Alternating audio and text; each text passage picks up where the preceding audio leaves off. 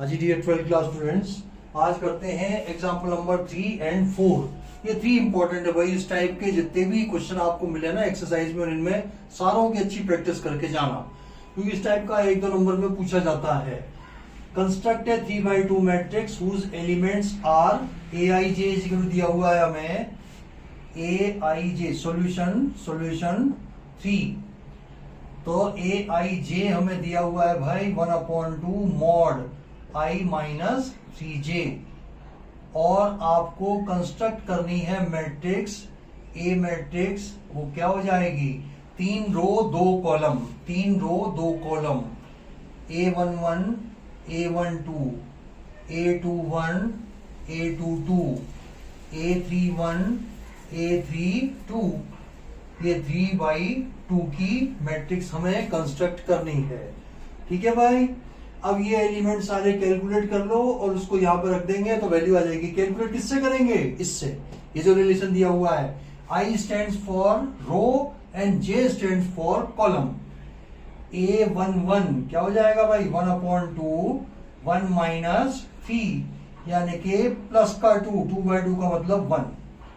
A12 1/2, I की जगह 1, J की जगह 2, 3 2 जा 6 का ये आया 5, मॉड की वजह से +5 हो गया, ये आया 5/2। A21 ये आ गया A21 1/2, मॉड में 2 माइनस 3, 3 into 1 का मतलब 3, ये आ गया 1/2। प्लस का माइनस का 1 आएगा, लेकिन मॉड होने के कारण प्लस का 1/2।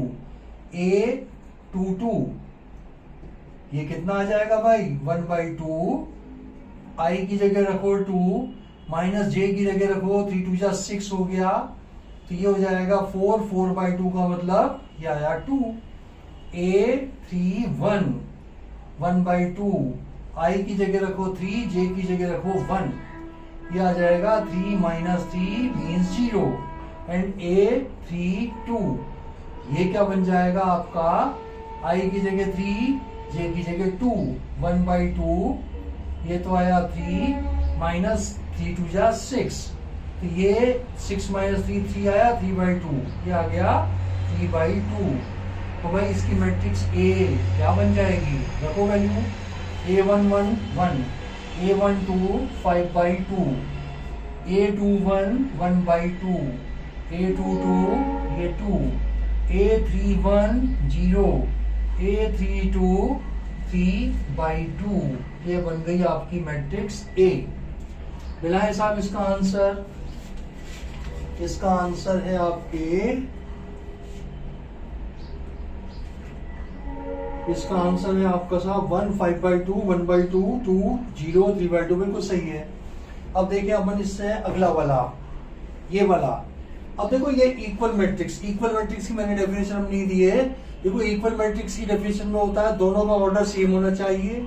अगर एक 3/3 की है तो दूसरी भी 3/3 की होनी चाहिए। अगर ऑर्डर डिफरेंट है तो कभी भी मैट्रिक्स इक्वल नहीं हो सकती। पहला क्राइटेरिया, ऑर्डर दोनों का सेम होना चाहिए।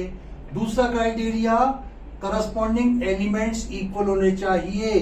A11 B11 के बराबर, A12 B12 के बराबर, A13 B13 के बराबर, एंड सो ऑन। तो यही कंसेप्ट लगा करके अपन प्रूव कर देंगे। ये दोनों बराबर दी हुई है, इसको मान लिया मैंने A मैट्रिक्स और इसको मान लिया B matrix. A equal B दिया हुआ है, करस्पॉन्डिंग एलिमेंट को इक्वल करते चले जाओ, X Y Z ABC सबकी वैल्यू आती चली जाएगी। दोनों के ऑर्डर सेम है भाई, दोनों के ऑर्डर सेम है। ये भी 3/3 का है, ये भी 3/3 का है। एक क्राइटेरिया पूरा हुआ, करस्पॉन्डिंग एलिमेंट्स को इक्वल कर दो, X Y Z ABC की वैल्यू आ जाएगी। A11 को रखो X + 3 = 0 और X = आ गया -3। इसको रखो 6 के बराबर, Z + 4 = 6 और Z आ गया 6 - 4 मीन्स 2।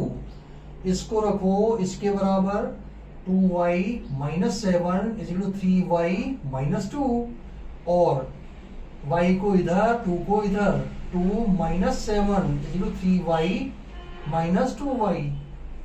ठीक है साहब, और y इक्वल आ गया -5। अब इसको रखो -6 के बराबर है, a -1 को -3 के बराबर रखो, a -1 इज इक्वल -3 और a इज इक्वल आ जाएगा 1 - 3 मीन्स -2। ये इसको बराबर रख दो कि 2c + 2 इज इक्वल 0 और 2c is equal -2, c is equal to -1, c is equal -1 आ गया। ये रखो साहब b -3 is equal to 2b + 4, b को इधर 4 को इधर, 2b - b इज इक्वल -3 - 4, तो b इज इक्वल आ जाएगा -7। 21 के बराबर है, 0 के बराबर है। देखो भाई एक वैल्यू, दो वैल्यू, तीन वैल्यू, और ए की ये वैल्यू आ गई, सी की आ गई, ये बी की आ गई। मिलाए साहब इसके आंसर। ए तो है -2, ए है -2, कहां गया भैया ए है -2, ये आ गया, बिल्कुल सही है। b -7 बिल्कुल सही है, c -1 बिल्कुल सही है, x -3 बिल्कुल सही है, y है -5 बिल्कुल सही है, और z है 2 बिल्कुल सही है। सारी वैल्यू एकदम करेक्ट है। तो इक्वल मैट्रिक्स की ध्यान रखना भाई, एक तो दोनों का ऑर्डर सेम होना चाहिए और करस्पॉन्डिंग एलिमेंट्स इक्वल होने चाहिए।